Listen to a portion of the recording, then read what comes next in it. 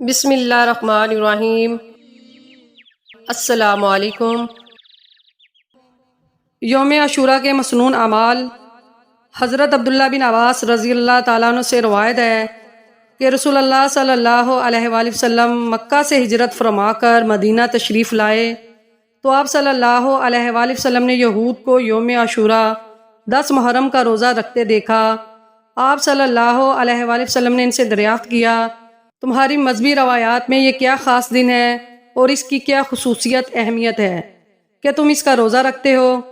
انہوں نے کہا کہ ہمارے ہاں یہ بڑی عظمت والا دن ہے، اس میں اللہ تعالیٰ نے موسیٰ علیہ السلام اور ان کی قوم بنی اسرائیل کو نجات دی تھی اور فرعون اور اس کے لشکر کو غرق کیا تھا، تو موسیٰ علیہ السلام نے اس انعام کے شکر میں اس دن کا روزہ رکھا تھا، اس لیے ہم بھی ان کی پیروی میں اس دن کا روزہ رکھتے ہیں۔ رسول اللہ صلی اللہ علیہ وآلہ وسلم نے فرمایا، اللہ کے پیغمبر موسیٰ سے ہمارا تعلق تم سے زیادہ ہے اور ہم اس کے زیادہ حقدار ہیں۔ پھر رسول اللہ صلی اللہ علیہ وآلہ وسلم نے خود بھی عاشوراء کا روزہ رکھا اور امت کو بھی اس دن کے روزے کا حکم دیا۔ آپ صلی اللہ علیہ وآلہ وسلم نے یہ بھی فرمایا کہ مجھے اللہ سے امید ہے کہ اس کی برکت سے پہلے 1 سال کے گناہوں کی صفائی ہو جائے گی۔ حضرت عبداللہ بن عباس رضی اللہ تعالیٰ عنہ سے روایت ہے کہ جب رسول اللہ صلی اللہ علیہ وآلہ وسلم یوم عاشوراء میں روزہ رکھنے کو اپنا اصول معمول بنا لیا اور مسلمانوں کو بھی اس کا حکم دیا تو بعض صحابہ نے عرض کیا کہ یا رسول اللہ صلی اللہ علیہ وآلہ وسلم، اس دن کو تو یہود بڑے دن کی حیثیت سے مناتے ہیں اور یہ گویا ان کا قومی مذہبی شعار ہے،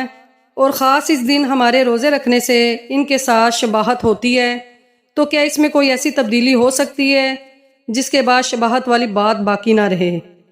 تو آپ صلی اللہ علیہ وآلہ وسلم نے ارشاد فرمایا کہ انشاءاللہ جب اگلا سال آئے گا تو ہم 9ویں کا روزہ رکھیں گے۔ عبداللہ بن عباس رضی اللہ تعالیٰ عنہ فرماتے ہیں،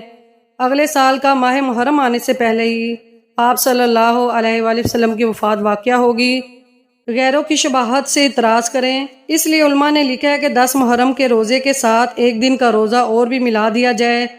چاہے تو 9 کا اور چاہے تو 11 محرم کا ملا دیں، تاکہ یہود کے ساتھ شباہت لازم نہ آئے۔ اس سے معلوم ہوا کہ جب عبادات میں نبی کریم صلی اللہ علیہ وآلہ وسلم کو یہود سے شباہت اور ان کی نکالی پسند نہیں تھی،